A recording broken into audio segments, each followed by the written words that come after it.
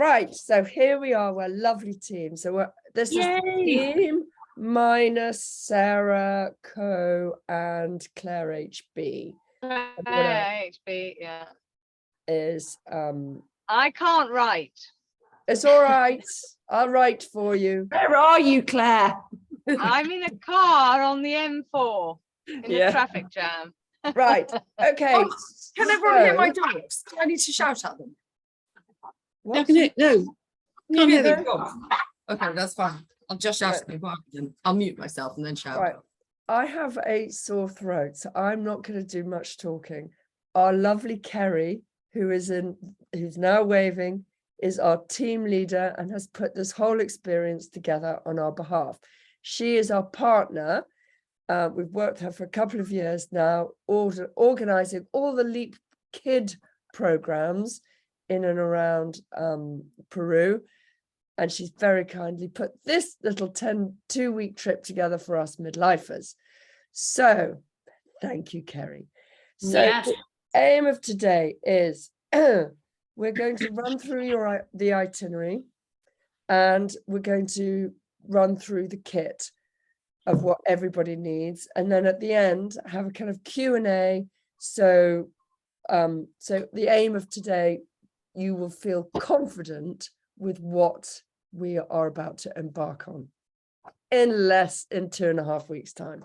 Okay, so Kerry, over to you with the itinerary. It's so wonderful to see you all and put faces to names. We've been working on your tickets for all of our adventures, and so I get to see your passport photos. I will say you all look much more beautiful in sort of lifetime. But yes, it's wonderful to meet you all. I'm Carrie. I'm the director of experiential learning here at Andean Alliance, which is the NGO that that partners with Millie and the Leap. And our aim here, I don't know if you guys have had an opportunity to look over our mission, but we are a sustainable development NGO that focuses primarily on agriculture projects. And so for my end, the experiential learning program, the groups that we have here, service learning, study abroad, gap year, the funds from these programs go directly back into the agriculture projects. So if a local experience is what you want, and I imagine it is because you guys have signed up for this amazing adventure, this is what you're getting, and you are directly supporting the projects that we're able to do with campesino communities here. So first and foremost, thank you so much. And thank you for putting your trust in me and in Andean Alliance. We've got a really, really amazing itinerary planned for your adventure. I can't believe it's almost here. We've been talking about this for months and months and months and planning. And so I mentioned most of you have had a chance to look over the itinerary, but I thought it would be great to just go through it. We can do questions at the end. If you've got something super pressing, please let me know and we can address it then. And then I want to talk about packing, logistics, some kind of precautions isn't the right word, but just some considerations, additional considerations. So I am not able to share my screen. Millie, are you able to adjust my setting maybe so I can? Oh, crikey. That sounds... If not, that's okay. Let me see. You know what? How do I do that? How would one do that? Let me see here. I think you go on to share screen. You go down to share screen at the bottom, and then it says something like multiple. But it says host disabled. Multiple share simultaneously. Yeah. Done it. Yeah. Perfect. Thanks, Thank Emma. you. Excellent. Please do not judge me for the number of windows you're going to see open at the top of the screen. This is a bit of my device. All right. So I've got arrival day 0 or departure day 1. Ideally, everyone is in at 11 a.m. Pick you up with all of your stuff at the airport. You'll see me and our driver, one of our drivers who will be with us. We'll bring you back to Calca. It's about an hour and 15 minutes from Cusco to Calca. I'll have water for you. I'll have coca tea. You're going to arrive dehydrated and you will feel the altitude immediately. So as tempting as free booze on international flights might be, I would highly recommend, if you're coming straight from traveling from the UK, that you focus on water. Your best bet for acclimating to the altitude here is to arrive as hydrated as possible. We'll drop your stuff off at your homestays, and then you'll come to the AASD office. We'll do a quick safety orientation just to get you acclimated to Calca, to our program. We'll have lunch here at the office, and then you'll have the afternoon to explore town, and you'll enjoy dinner at your homestays. Millie and I have worked this out so that you'll be going back and forth. You'll be staying in the same, I've got you divided into 2 groups. So you'll be in 2 different homestays, but for dinner, we'll have you guys eating together so you can hang out and share that time. Second day, you'll have breakfast with your homestays. I know I mentioned this in my very lengthy email, but communicate with your host what you love, what you don't love. If there's something you really, really know that you need to have for breakfast, let them know. Or in my case, coffee is sort of an essential. It's the first thing I do in the morning. I bring my own wherever I go. If there's something like that that you really, really, really know that you need, maybe bring it, but communicate with them what you like. They really want to create a great experience for you. We will then leave for our first agricultural service activity in the community. We'll have lunch out there, and then we'll do a screening of a documentary that one of our AASD co-founders has developed with his, or produced with his brother. We'll have a Q&A. We'll walk back from the farm. It's close enough to Calca. There's an optional chapel hike. Get a beautiful view of Calca. Dinner at your homestays, time to acclimate. Same thing for the next day. We'll be doing it a little bit differently. We'll have lunch, and then we'll do a hike to a youth association jewelry workshop. It's amazing. You get to see kids who are working in their community to develop a skill that they can then implement without having to leave their communities. We'll have an early dinner. And then for those who are inclined, we'll have a salsa lesson at one of our local cafes. Calca, as you'll see, is very, very local. We don't have a lot of bars and restaurants and cafes, but we've got little local spots. And so my friend David owns Cafe Z, so he's agreed to teach salsa. And those who are inclined can come and dance. Anyone else can just watch, I suppose, but it's a beautiful view. It's right in town. Day 4, we are, same thing, breakfast at homestays, and then we're going high up to one of the communities where Andean Alliance has some agricultural projects. You'll get to know the communities. You'll get to see some of the agricultural work that we've been doing there, specifically with greenhouses and strawberries. Growing really nutrient-dense foods at high altitudes can be complicated because it's mostly quinoa and potatoes that grow really high up. And so greenhouses allow farmers to diversify their diet, be healthier in that sense. That'll be a long day, but it's beautiful. It'll also give you a chance to go up to higher altitude and then come down to acclimate. Dinner at homestays again. Day 5, you guys are going to be going up to Chaiwatiri, which is a community above Pisac, where we will have a plant dye and weaving workshop with Ilaria and Felipe. They're really amazing people that we've been partnering with for a while. So you'll get to see some start to finish textiles and observe how they use local plants and insects to create these amazing, amazing colors. And then you'll have an opportunity to either hike around the ruins in Pisac or come down and do a little bit of shopping. I know that's high on everyone's list. There's really beautiful boutiques down there and jewelry. And then at 5, we'll do happy hour at the Cerveceria. We have a local microbrewery that has a tap room there. So if people are interested in having drinks or snacks, we can do that. And then we'll come back to Calca. Day 6 is our last valley day. So from day 1 to day 6, you're going to be camped out at your homestays. We're going to be doing these different cultural activities and farm visits. Day 6 is the last of these. We're going to go to a hummingbird sanctuary in Yanawara, which is about 45 minutes or an hour from here. You'll get to see an incredible range of hummingbird species. The altitude where this particular sanctuary sits just means a diversity of species. It's amazing. And then, sorry, that's Leroy, one of our co-founders' dogs, who's making noise if you can hear him. Lunch in Urubamba, also a great place to do a little bit of shopping if you want. We'll do the salineras, the salt flats and Morai, and then get you back in time to prepare for our trek. So Valley Week will end on the 6th. Any questions up until this point? We're good? Cool. All good. All good for me. Good. All right, All good. amazing. So on the 7th, which I believe is a Monday, I need to double check here. Leroy. he's actually really happy. He's just rolling in the grass in the sun right now. Leroy, oh yeah. All right, so on the 7th, the logistics, and I think I outlined this in the message that I sent before, they're a little complicated because you guys are gonna have all of your stuff, but we're going on a trek, but then you're meeting in Cusco. So the idea is that on Monday morning, the 7th, before we leave for the trek, you've got your trek duffel, you've got your day pack for the trek, and then you'll bring your luggage, or we'll help you with it. We'll bring your luggage to Andean Alliance where we'll lock it up. That will get transferred straight up to Cusco for the end of the trek and the end of Machu Picchu. So I just want to kind of prepare you for the logistics of that. There's also an option of putting a little bag in a communal duffel that we'll have somebody take up to Aguascalientes if you want some, you know, maybe clean clothes between the trek and the Machu Picchu day on Friday.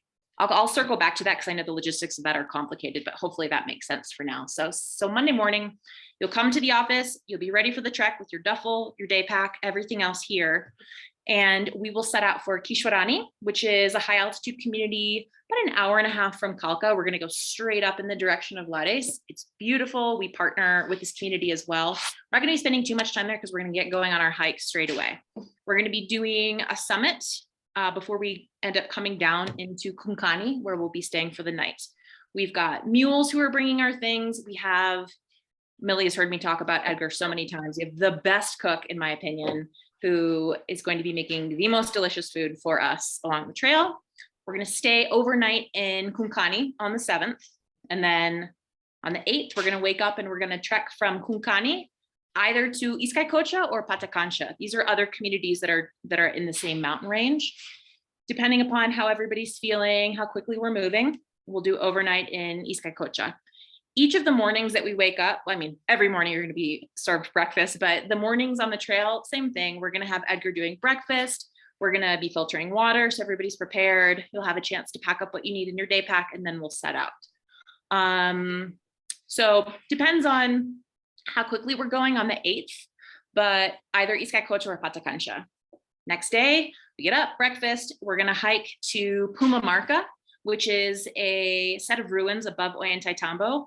The idea is to get from Izcaycocha to Pumamarca, have lunch up there, hike down into Ollantaytambo. Ollantaytambo is the departure point for the trains that leave for Aguascalientes and Machu Picchu. And so it's a bit of a hub. So the idea, this is my idea, I'm going to float something by you guys. Ideally, we would be showing up in Ollantaytambo in the afternoon. We would set up camp, we'll have dinner, and in the morning, we'll do the Machu Picchu stuff. I don't know how everybody feels about sleeping in tents 3 nights in a row. I'm personally fine with that, but I know there may be some people who would prefer a hostel for the evening to sleep in a bed. You'll get to sleep in a bed the next night. So if you're good with camping out for a 3rd night, we can just kind of stay the course. If people are interested, and we'd all have to agree on this because it would be an additional cost. I haven't budgeted in for this because typically with the trekking, we're staying overnight as much as possible. It's about $30 for a hostel for that night. I'll let you guys talk amongst yourselves once the session's over. I'm good to leave it as is and do a 3rd night camping, but I know camping for multiple nights and doing long treks like this can be hard. Your bodies will hurt. That's, as we say here, COC, your bodies will hurt. So if you want a bed for the night, think about it, $30-ish. In the scheme of things, it's not a lot, but I also understand that it might just be easier to keep it as is. So I'll let you guys think about that. That's for the night in Ollantaytambo. That's the last night of our like backcountry stuff. So think about what you want to do and let me know. You can communicate that to Millie and we can kind of take it from there. But Karen, the next morning, yeah. Sorry, can I, so if we said a hostel, would that change our route? It wouldn't change our route at all. So yeah, the route would stay the same. It would just be in Ollantaytambo, there's lots of, it's a bit of it's a hub. Tourists come through there. There's lots of hostels, there's lots of options, but we can also camp out. It's not. And if we camp out, are we going to be less in a tourist hub? Hang on, say that one more time. If we go for the camping for the 3rd night, will we be less in a tourist hub than going to a hostel? I would say a bit more. The thing is that hostels here, it's a little different than hostels in Europe, where typically you've got like a communal kitchen. we need a spot with a kitchen. And the one place that I'm thinking of is actually a bit off the beaten path. We're still trying to work out the logistics of camping, but Ollantaytambo, regardless, unless we stay really far outside of the city, which we don't want to do for the following day, and I'll tell you why in a second, it's kind of a mix. It's kind of a mix, people camping out, people staying in hostels. Okay, thank you. Yeah, sure. So next morning, we've got a 6 a.m. train from Ollantaytambo to kilometer 104. And this is where we start the short Inca Trail stretch. This is an early day, obviously. So we're gonna have Edgar basically cooking around through the night. He'll have breakfast ready for you guys. He'll have box lunches for you to take.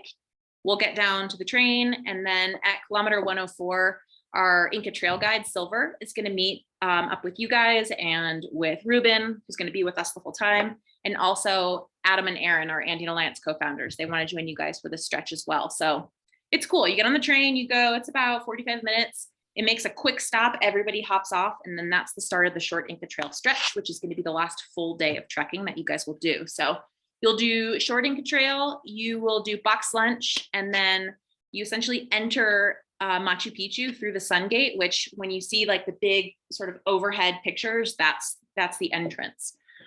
The restrictions for COVID really changed the routes that are possible. So the only way to enter Machu Picchu and be able to see this is to enter through the Sun Gate. It's epic, it's amazing. The only complication is that they require you to then exit the park and come back the next day in order to do your Machu Picchu tour.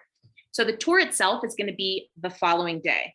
So you do short Inca Trail, lunch on the trail, enter through the Sun Gate, and then Aguascalientes for the night. So you'll stay the night in a hotel in Aguascalientes, wake up in the morning, have breakfast, do the Machu Picchu tour. Ruben, I don't know if Silver will stay on for that, but Ruben will do the tour. And then when that's done, you'll come down, have lunch in Aguascalientes, train to Ollantaytambo, then transfer from Ollantaytambo up to Cusco, where we will be at a magnificent boutique hotel in San Blas for the evening. So this is our itinerary. I'm going to stop my share here so I can see all of your beautiful faces.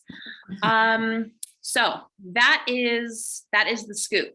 I'm sure people are going to have questions about logistics, but maybe also packing and kind of trek things. The only thing I want to say is that A, you all are going to be great on the trek. B, it's going to be challenging. You don't get to come to the Andes and have amazing views without pushing yourselves a little bit. So I want everybody to be prepared for that. You don't have to be running 10K every day to get prepared for that, but being in a little bit of shape to do some hiking can be helpful. As I was saying to Millie earlier, I think kind of practicing your breathing is even more important. You're going to lose your breath. I lose my breath every day. When I bend down to tie my shoes and I stand up and the blood pressure changes, it's just how it is. So if you can come here knowing that it's going to be a physical challenge, but perhaps more an emotional challenge as well, that's great. It's going to hurt. It's going to hurt. You're probably going to cry. That's okay. That's kind of just the way it is, but you're also going to love it and it will feel very hard earned. And I think the more that, I'm not trying to scare anyone, I just want to be honest, it's challenging. It's not a walk on the beach, but it is 100% worth it. I wouldn't have spent as much time here doing what I do if it weren't just magnificent. So coming here hydrated, letting yourselves acclimate day by day. We have a full week for you to adjust to the altitude, and just know it's going to hurt. Your body's going to hurt. You're going to have to take some ibuprofen. It's okay. It's going to be good. We'll get through it. But also what we were discussing earlier, Kerry, is that on the main trek, the big trek, there are exit points. So it's been thought out that if on day one you get up to the, it's over 4,000 meters, that first pass. If at 4,000 meters you think, you can't do this, that's absolutely fine. You could go back down, and the way the itinerary is being built is that you would just go back to Calca and then meet us all in Ollantaytambo. So you will still get to see Machu Picchu. You just won't do the high altitude stretch to get there. Right. Exactly. Your safety is number one. I mean, I want you to have a great time, but your safety is the most important. So I've built in some contingency plans at each point of this trek. if getting through the pass, you are like, I can't do this. We have an emergency horse that's basically an empty horse. That doesn't sound right. A horse with a saddle that if someone needs to hop on and have a little help, that's an option. We've got oxygen canisters as well. Sometimes just a quick shot of oxygen can be helpful. We've also got a great coca leaves. I'm sure you've heard of this. We'll be drinking coca tea, but I have a coca tincture that's really helpful as well for altitude sickness. And there's road access to Kunkani, which is the first place that we're camping. So let's say you get over that pass and you're like, I'm done. You might be vomiting. You might have a terrible headache. This is worst case scenario. This is worst case scenario. Altitude sickness is a real thing. We're in the mountains here. So you feel bad, we make a phone call, someone comes and picks you up in Kunkani, and then we'll see you in 2 days in Ollantaytambo and we'll do the Inca Trail adventure together. Again, this is worst case scenario, but the altitude is real here. I don't know how many of you have spent time at over 4,000 meters before, but I don't suspect many of you. So when you get here, be hydrated. I'll tell you some kind of like tips of the trade for how to eat when you get here to acclimate a little bit easier, and then we'll see how you feel. But again, I've thought through each of these portions to know, like, okay, something happens, how do we do this? There's going to be 3 of us guides on the trek at a time, so someone has to come down. It's not a problem.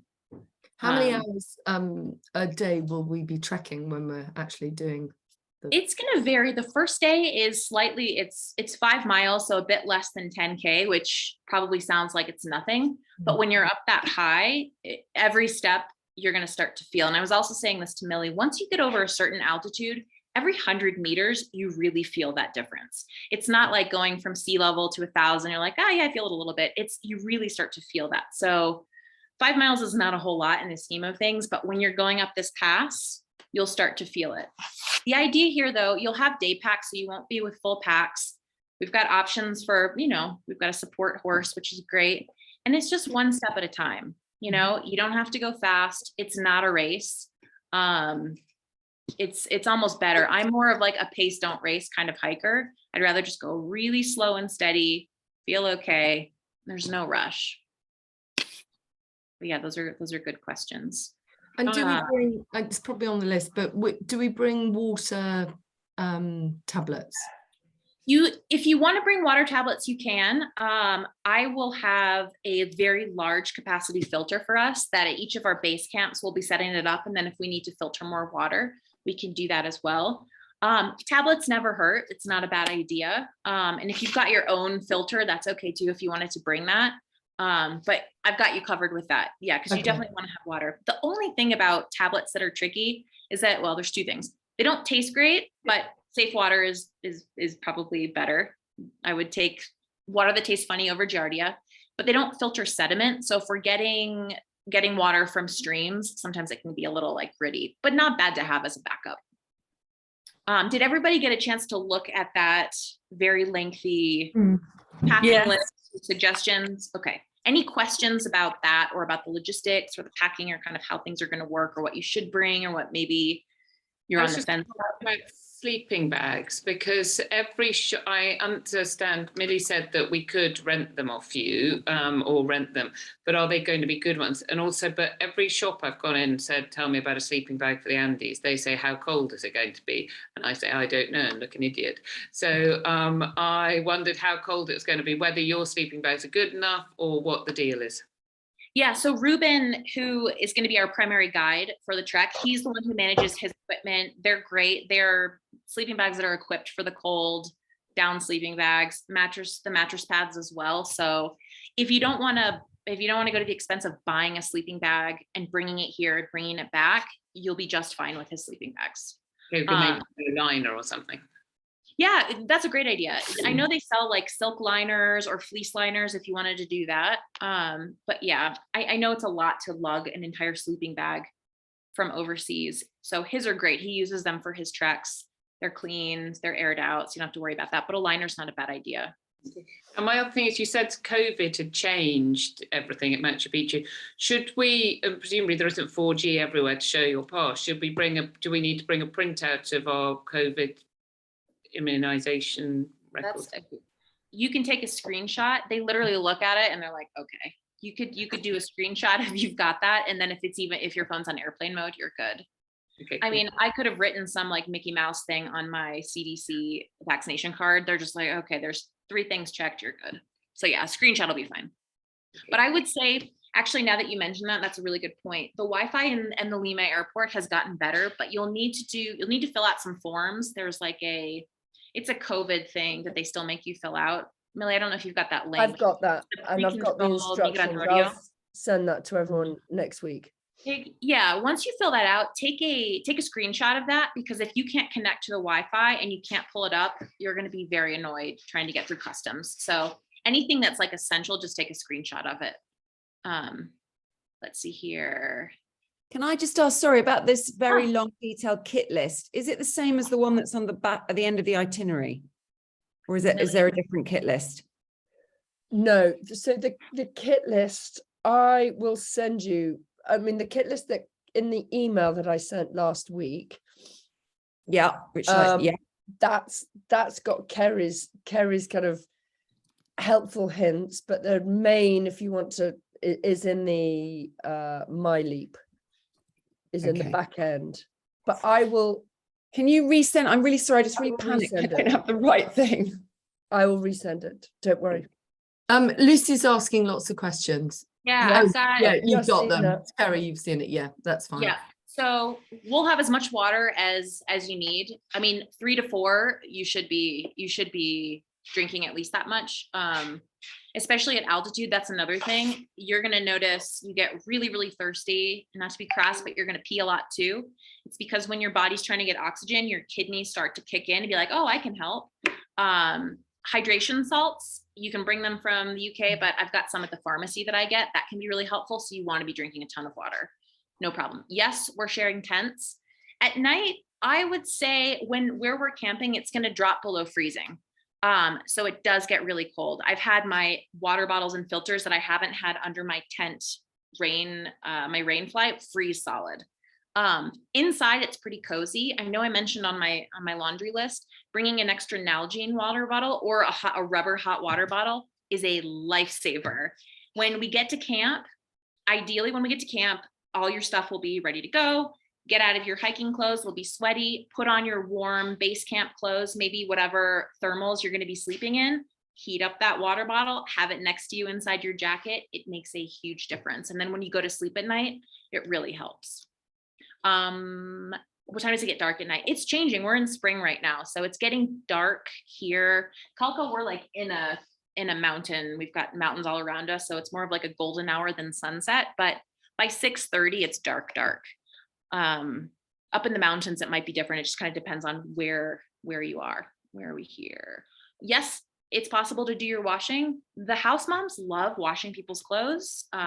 We usually they offer for the kids, they offer all the time. The kids are like, okay, cool. We just suggest you give them approximately what you might give the laundromat, which is like 5 soles a kilo. It's really not that much, but they'll try to refuse it, but it's much appreciated.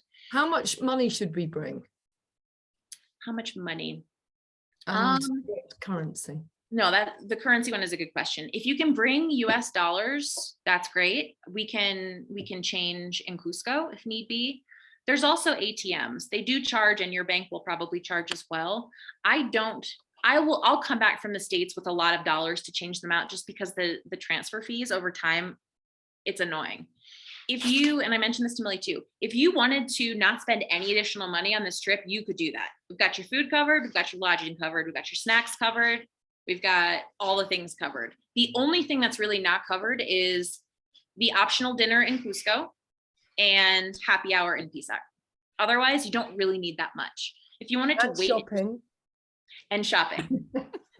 I don't know how much you guys want to shop, but there's going to be places to shop in Calca, but also up in Chaiwatiti for the weaving workshop. I would say things range anywhere from 5 soles to 400 soles or 500 soles for larger pieces for handmade textiles. So go ahead. I'm sorry. How many dollars is 400 soles? 400 right now, it's about $100. Yeah. There's 2 ATMs here in Calca. One does not charge you a fee. Your bank will still probably charge you, but you can only get 400 soles out at a time.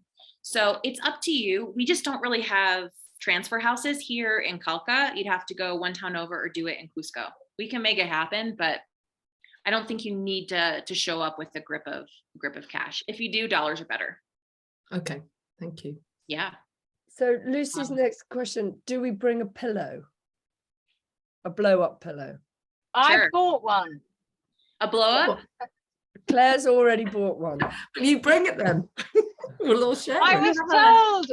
I Yes. was told it was good. I was told that was good. I was told that there was something that you pee into that crystallizes because you'll be dying to go to the loo all the time because you're drinking so much water. Who's told you that? Emma, who did it not long ago. Amazing. Okay. And mean, she I said know take the thing that you Robinson- pee in. Is the thing that you pee in separate from the pillow? I'm confused. No, nothing to do with the pillow. Nothing to do with the pillow.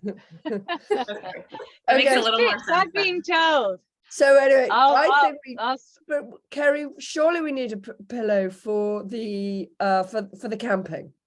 Here's what you For the do. tent. You can bring, if you have a blow up pillow, perfect. If not, you take one of the sweatshirts or jackets, you go like this, there's your pillow. Oh, It's just that's hardcore. It's just That's one good. less thing. If you're really set on having a pillow, a blow up pillow is better because it doesn't take up space and it doesn't weigh anything.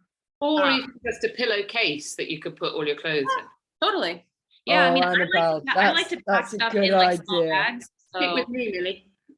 yeah, remember for the trek, you're gonna have your day pack with all of the stuff that I mentioned and what you need, and then you're gonna have your duffel with your sleeping clothes, with your toiletries, with that kind of stuff.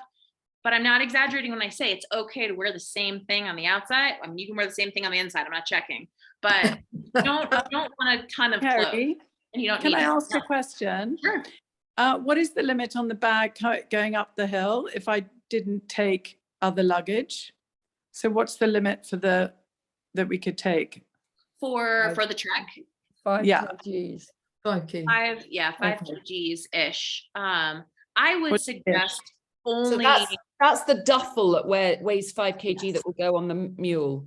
exactly. Yeah, I want to travel hand luggage only. I don't want to bring That's all the okay. extra stuff. Yeah. What you could do then is that you've got your hand luggage, great. Maybe you can fold up a duffel and pack that with your hand luggage. That way, the stuff that you don't want on the trek doesn't have to come up with you. And then we'll just keep it here. It's very safe here at the office. So And when you mentioned duffel, are you talking about a duffel bag or a small backpack? I would recommend a duffel bag over a backpack. The buckles for traditional backpacks will take a beating on the mules. It's Okay. not the mule's fault, but the way that they tie them up, the arrieros who are taking care of the mules, I mean, they're not going to be gentle. So a simple duffel is perfect. So like those dry bags for sailing, could say that's a duffel? Yeah, you could do that Okay. too. Yeah, you could do that too. Yeah, so Okay. I was just going to ask, does the duffel bag need to be waterproof?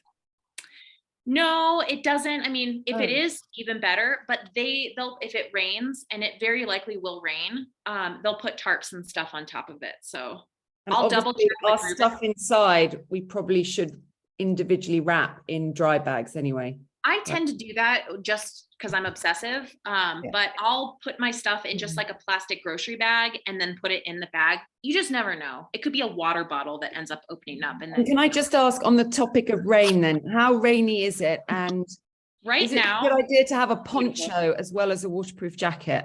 I would say for the trek, Mm. I know it said optional pack cover. I would not have that be optional. I would definitely bring that. And it can be small to go around your day pack because you don't want yourself to get wet. A poncho is great because you can have your day pack on and you can put the poncho on. You don't have to worry about a pack cover.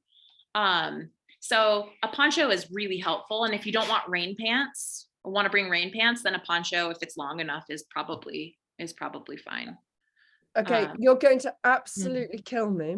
No. Okay, this Zoom meeting is going to end Oh in yeah. about I 1 don't minute. think it will end. It probably won't end, even though you booked it for 40 minutes. Unless maybe it will end. Maybe it will So end. will you it will cut off. Will you then press the button again and come back? Yeah. We'll come back. Sorry. Sorry, can I ask you something? It looks like your Wi-Fi is very good there when we're in Calca. So it obviously is. Yes and no.